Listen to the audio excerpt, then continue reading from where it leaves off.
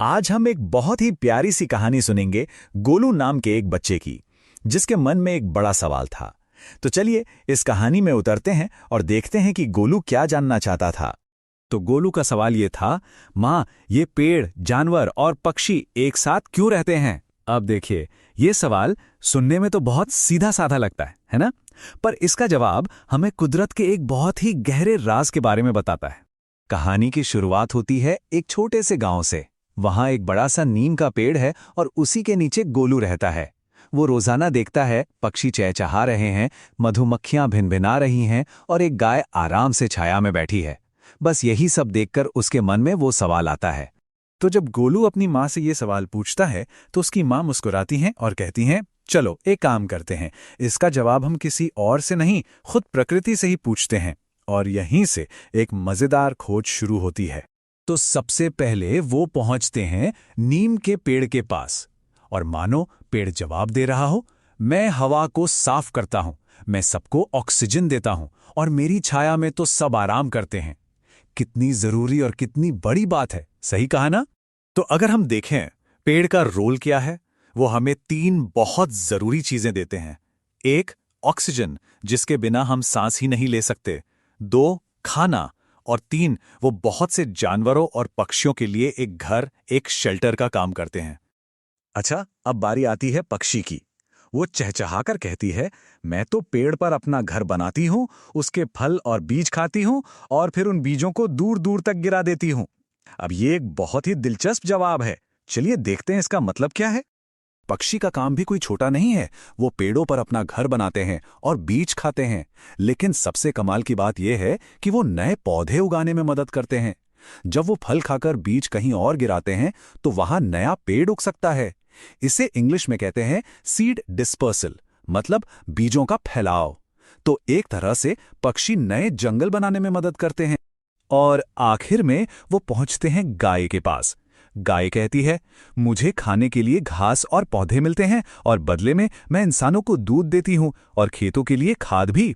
तो यहां हम देखते हैं कि जानवर कैसे पौधों और इंसानों दोनों से ही जुड़े हुए हैं। तो जानवर क्या करते हैं? वो पौधों से अपना खाना लेते हैं, इंसानों को दूध जैसी जरूरी चीजें देते हैं और खेतों के लिए खाद, जिसे इंग्लिश में मैन्योर कहते हैं, वो भी देते हैं।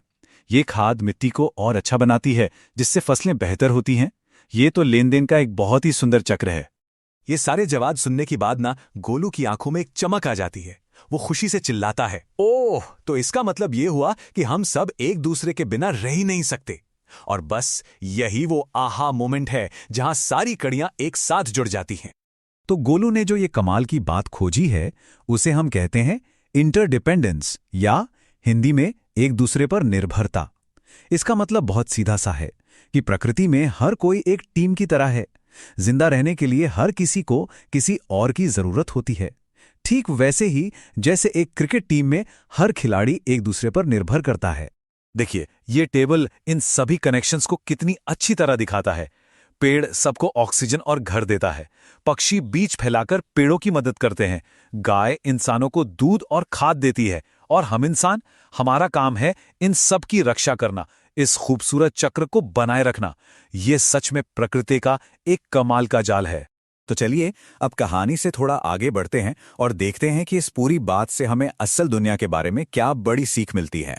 यहां देखिए, जब प्रकृति में संतुलन होता है तो सब कुछ कितना अच्छा चलता है। पेड़ पौधे फलते फूलते हैं, पक्षियों के पास घर होता है, जानवरों के पास खाना होता है। लेकिन जरा सोचिए, अगर ये कड़ी टूट जाए तो? अगर पेड़ काट दिए गए तो पक्षियों का घर चला जाएगा, अगर जानवर गायब हो गए तो हमारा जीवन भी मुश्किल हो जाएगा। हर एक कड़ी, हर एक लिंक बहुत कीमती है। तो सबसे जरूरी बात क्या निकल कर आती है? बहुत सीधी सी बात है, पेड़ों को बचाओ, जानवरों को बचाओ, और तभी जीवन बचेगा। ये एक बहुत ही सीधा और शक्तिशाली संदेश है जो हमें इस कहानी से मिलता है। अच्छा, अब पेरेंट्स और टीचर्स के लिए एक छोटी सी पर बहुत काम की बात। ये सिर्फ एक कहानी नहीं है, बल्कि ये सिखाने का एक बहुत ही असरदार तरीका भी है। कहानियों के जरिए सीखना इतना अच्छा क्यों माना जाता है? पहली बात, कहानियां मुश्किल से मुश्किल बातों को भी आसान बना देती हैं। दूसरी, जब हम किसी सबक को प्रकृति से जोड़ते हैं तो वो और भी ज्यादा असरदार हो जाता है। और सबसे बड़ी बात, ये तरीका बच्चों को असली दुनिया को बेहतर ढंग से समझने में मदद करता है। और अब हम आपको एक सवाल के साथ छोड़कर जा रहे हैं। प्रकृति के इस जाल की वो कौन सी एक कड़ी है जिसे हम हर रोज देखते हैं? जरा अपने आसपास नजर दौड़ाइए और सोचिए। हो सकता है वो एक तितली हो जो फूल पर बैठी है, या वो चींटी हो जो अपना खाना ले जा रही है। प्रकृति के ये कनेक्शन हर जगह हैं, बस हमें उन्हें देखने की जरूरत है।